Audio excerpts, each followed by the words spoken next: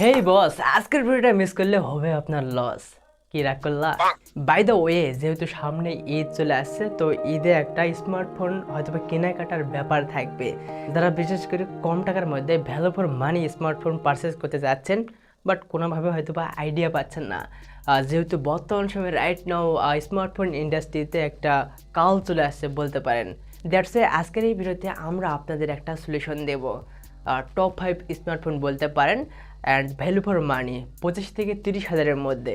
তার মানে বোঝা গেল কম টাকার মধ্যে ভালো কিছু স্পেক্স থাকতে হবে, পারফরমেন্সটা ভালো হতে হবে, ক্যামেরা সেন্ট্রিক স্মার্টফোন হতে হবে। এর বাইরেও রেগুলার একটা স্মার্টফোনের যা যা থাকা প্রয়োজন, ডেফিনেটলি সেগুলোর থেকেও ভালো কিছু অফার করতেছে এ সমস্ত স্মার্টফোনে আর কি। দ্যাটস আজকের এই ভিডিওটা করা। ভিডিও তো মাস্ট বি শুরু করব, তার আগে একটা রিকোয়েস্ট থাকবে আমাদের চ্যানেলটিকে সাবস্ক্রাইব করার জন্য। কি রাগ করলা? না, রাগ করেননি, আই শিওর। হেই দেয়ার, 700 কোটি বেশি কাম হেয়ার। নিশ্চয়ই আপনারা অনেক অনেক বেশি ভালো রয়েছেন। সামনে ঈদ চলে আসছে, অগ্রিম ঈদের শুভেচ্ছা থাকলো। কি রাগ করলা? লাইক আমরা তো 5টা ডিভাইস নিয়ে কথা বলবো 25 থেকে 30 হাজারের মধ্যে ডেফিনেটলি। অলরাইট, রেডমি নোট 50 এটার মূলত 3টা ভেরিয়েন্ট রয়েছে। তার মধ্যে 6128 এটার দাম হচ্ছে 26,999 টাকা। আবার অন্যদিকে যেটা 8256 ওইটার প্রাইস হচ্ছে 29,999 টাকা। রেগুলার অন্যান্য স্মার্টফোনে যেমনটা হয়। সো এই স্মার্টফোনটা যদি আপনার একান্তই পার্সোনালি চয়েস হয়ে যায়, তাহলে কিন্তু আপনার মাথায় একটা ব্যাপার রেখে দেন পারচেস করা লাগবে। সেটা হচ্ছে বর্তমান বাজারে কিন্তু এই একই মডেলের 2টা স্মার্টফোন রয়েছে। একটা হচ্ছে ইনঅ্যাক্টিভ, আরেকটা হচ্ছে অ্যাক্টিভেটেড। যেটা ইনঅ্যাক্টিভ ওইটা দেখে শুনে একটু পারচেস করবেন, তা নাহলে কিন্তু নিষ্ক্রিয় স্মার্টফোনটা আপনি পাচ্ছেন না। যেটা অ্যাক্টিভেট ওইটা না পারচেস করারই আমার 700 কোটির তরফ থেকে রেকমেন্ড থাকলো। আচ্ছা, ডিসপ্লেতে আমরা দেখতে পাই 6.66 ইঞ্চের অ্যামোলেড ডিসপ্লে উইথ এর পিপিআই হচ্ছে 388। অন্যদিকে 120 হার্জ হাই রিফ্রেশ ক্লেম করতেছে তারা।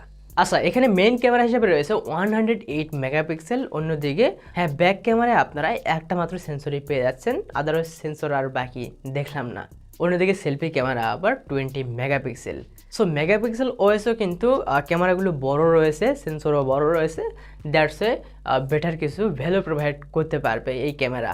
আচ্ছা, বাকি থাকলো কি চিপসেট, তাই না? মিডিয়াটেকের হেলিও G100 আল্ট্রা। হ্যাঁ, এই প্রসেসরটা যে একেবারে কমা ব্যাপারটা ওইরকম না, মোটামুটি বাজেট কেন্দ্রিক বলতে পারেন।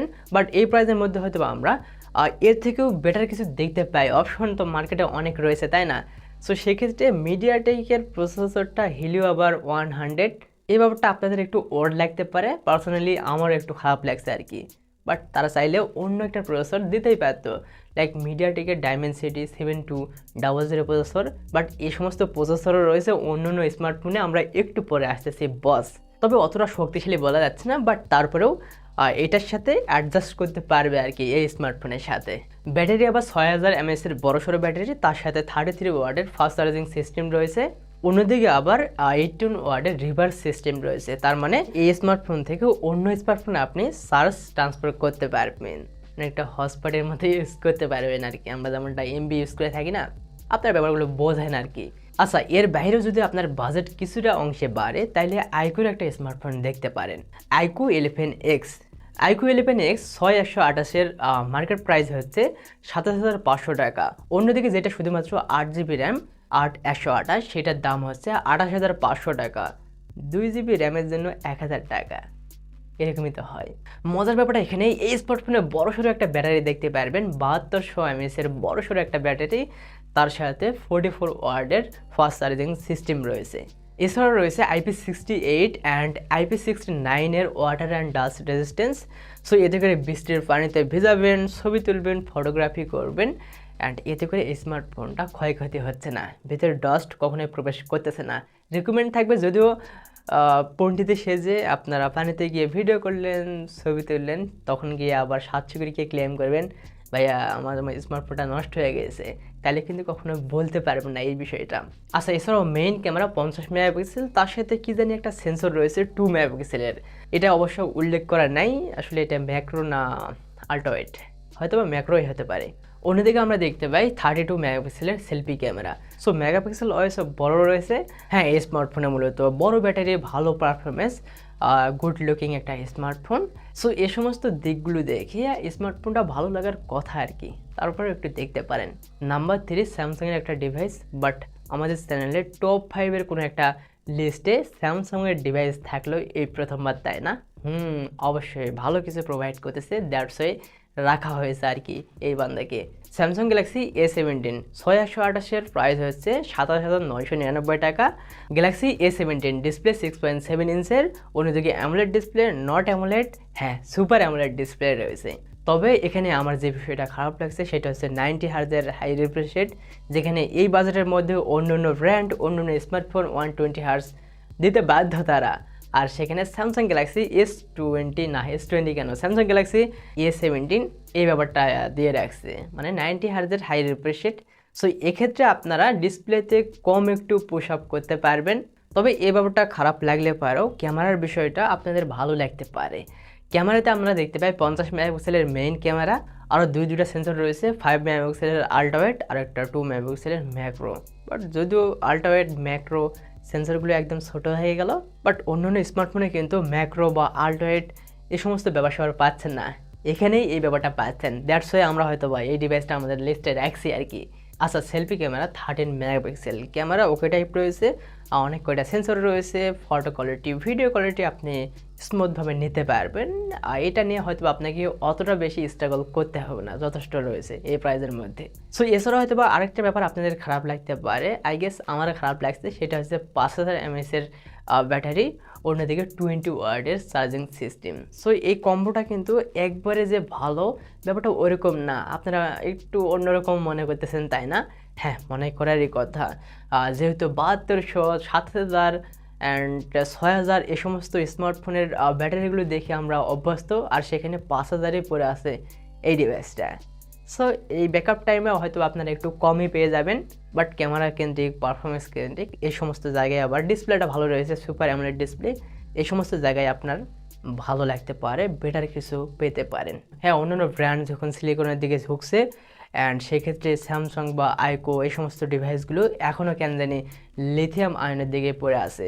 মানে সিলিকন কার্বনের ব্যাটারিগুলো অল্প প্যাকেজের মধ্যে, অল্প কিছুর মধ্যে অনেক ম্যাসিভ বড় একটা ব্যাটারি দিতে পারে, লাইক 7000, 8000, 11000, 12000 পর্যন্ত আমরা স্মার্টফোনের ব্যাটারি দেখতে পাচ্ছি রাইট নাও। এবার নাম্বার 4 ভিভোর একটা স্মার্টফোন, যদিও এই প্রথমবার টপ 5-এতে ভিভোর কোনো স্মার্টফোন নিয়ে কথা বলা হচ্ছে, বাট আপনারা হয়তো বা জানেন যে 700 কোটিতে 10 থেকে 15 হাজারের মধ্যে টপ 5গুলো একটু বেশি আসে। আর এই ব্যাপারটা হয়তো বা জানেন যে এই সমস্ত বাজেটের মধ্যে ভিভোর স্মার্টফোন কখনোই ভালো হতে পারে না বা ভালো পারফরমেন্স দিতেও পারে না, দ্যাটস ওয়ে আমরা টপ 5-এতে ভিভোর স্মার্টফোন রাখি না। যেহেতু আজকের বাজেটটা একটু বেশি, লাইক 25 থেকে 30 হাজারের মধ্যে, দ্যাটস ওয়ে আমরা ভিভোর স্মার্টফোনগুলো রাখতেই পারি। হ্যাঁ, যখন আপনি বাজেট একটু বাড়াবেন, এই সমস্ত বাজেটের মধ্যে ভিভোর স্মার্টফোনও ভালো কিছু অফার করে, পারফরমেন্স কিন্তু হয়ে থাকে। ভিভো T5X 5G 8128, এটার বর্তমানে দাম দেখলাম 28,500 টাকা। এখানে মূলত রয়েছে ম্যাসিভ একটা ব্যাটারি 7200 mAh-এর, যেটা কিনা আমরা প্রিভিয়াস স্মার্টফোনটাতে দেখতে পেলাম আইকোর স্মার্টফোনটাতে, কি কারণ আপনারা তাই না? আবার এই স্মার্টফোনে রয়েছে 44 ওয়াটের ফাস্ট চার্জিং সিস্টেম, যেটা কিনা তাৎক্ষণিকভাবে চার্জ হতে সক্ষম। 44, 45 দ্যাটস মিন এগুলো একই। আচ্ছা, display as usual IPS display, 6.76 ইঞ্চের massive battery with 120 hertz high refresh rate.